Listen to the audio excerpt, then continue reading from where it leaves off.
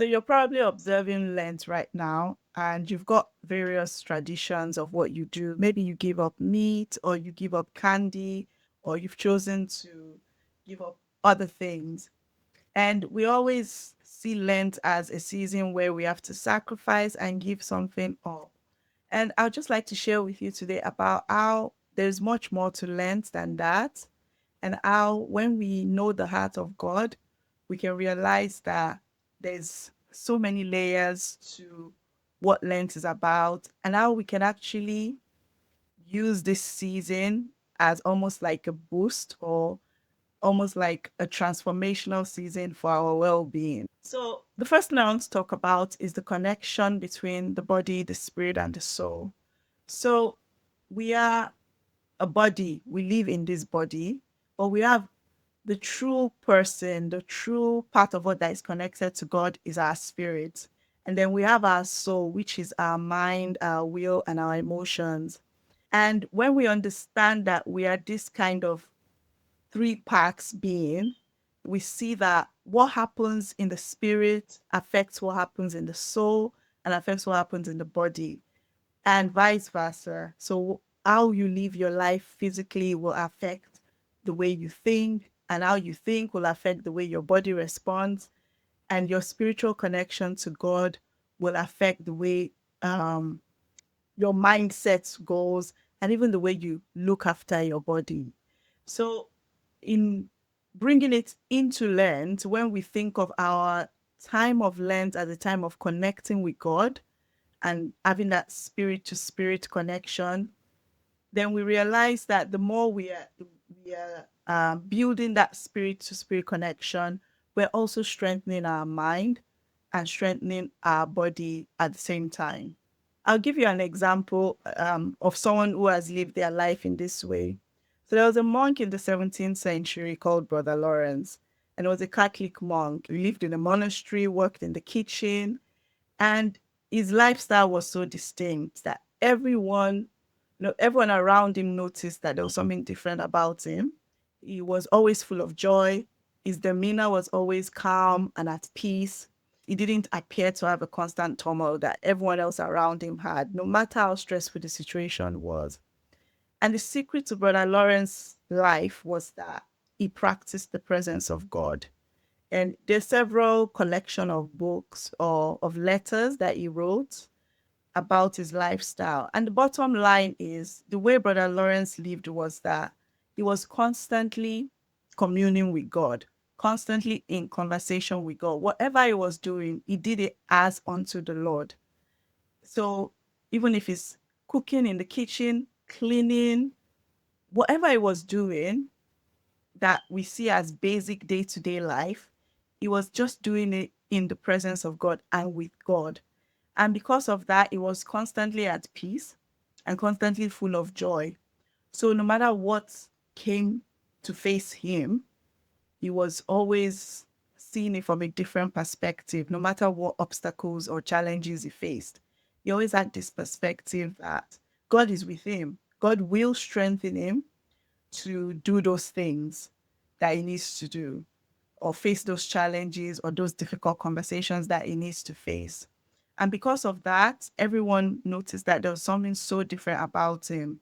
And so here we are, even today, talking about Brother Lawrence and his lifestyle, because there's so much we can learn from the way he lived. So, say you are observing Lent by fasting, or maybe you giving up certain foods like meat or chocolate or whatever.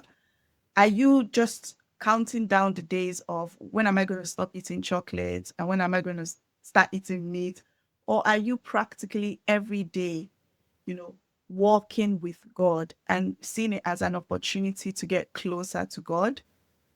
Because when you do that, when you are constantly mindful of God, so many other things happen. It will have a calming effect. You will feel less anxious because the King of Kings is on your side. He's literally with you every moment. Even the chemicals in your body, your hormones will respond because when you're constantly calm, then your cortisol is low, then your cravings for sweets and sugary things are even going to be low. your energy will be better. So there's so many physical benefits to living in the presence of God. And of course, if you are fasting, we all know that fasting itself has physical benefits. But honestly, doing it in the presence of God, not as like a tick box exercise, but honestly just doing it as separating yourself to give yourself time to commune with God and to just constantly be in His presence will make such a big difference in the journey. I'll give you my own experience of how I try to do it every day. It's not perfect, but once I wake up, the first thing I try to do is talk to God, not necessarily kneeling down and praying or, having a long process, just my heart to God's heart and saying, good morning, and just say, thank you for the new day or something to that, whatever really comes to my mind. Sometimes it's a dream I had, I remember, and I just try to talk to God about that.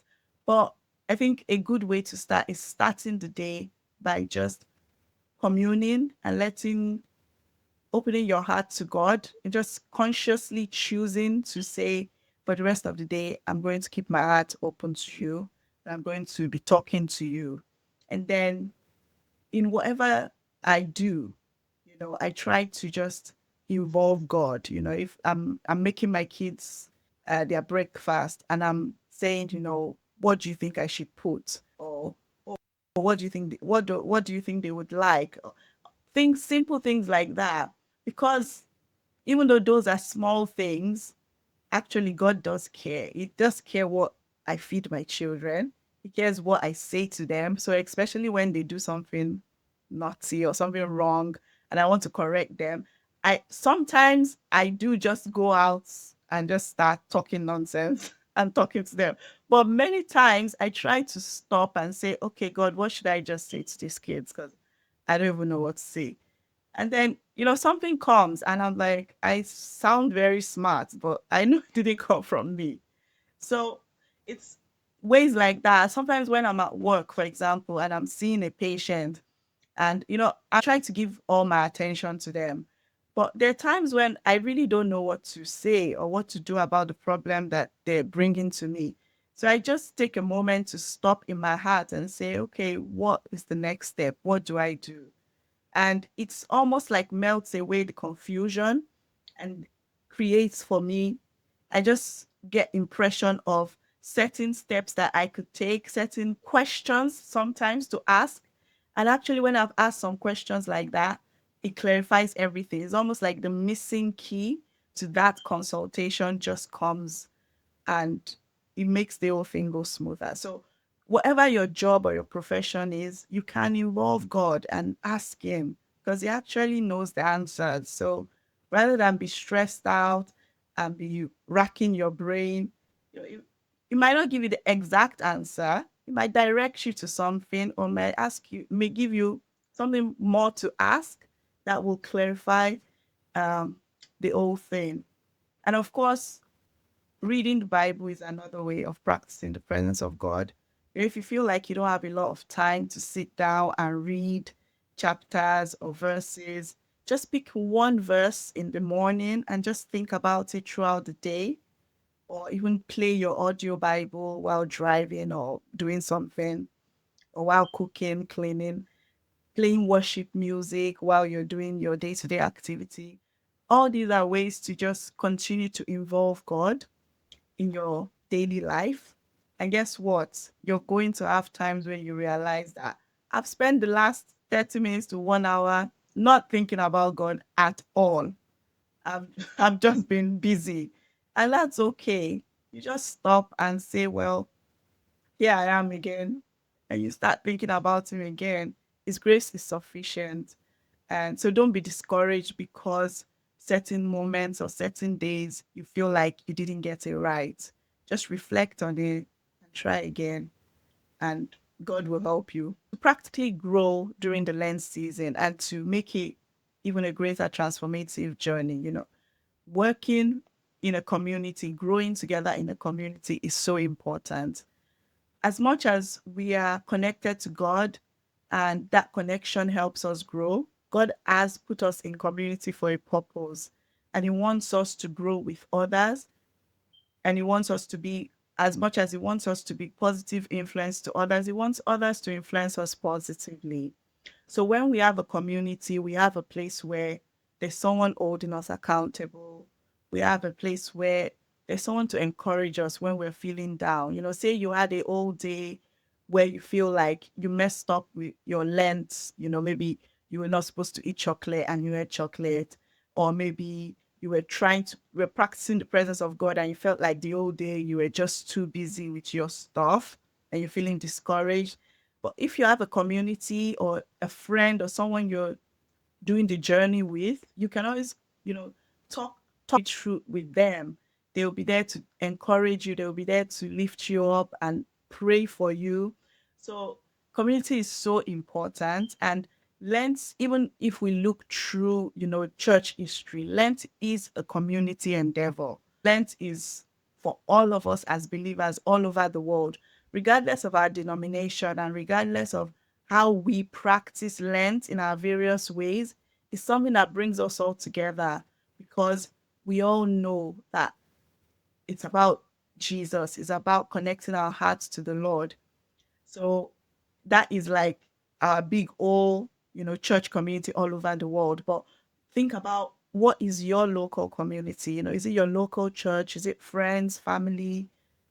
Who are those people that hold you accountable? Who are those people that hold you up in prayer and encourage you when you're struggling? If you want to be a part of an online community, a faith based online community where we focus on wellness and faith, I'd love to invite you to be a part of my community called the True Wellness Tribe.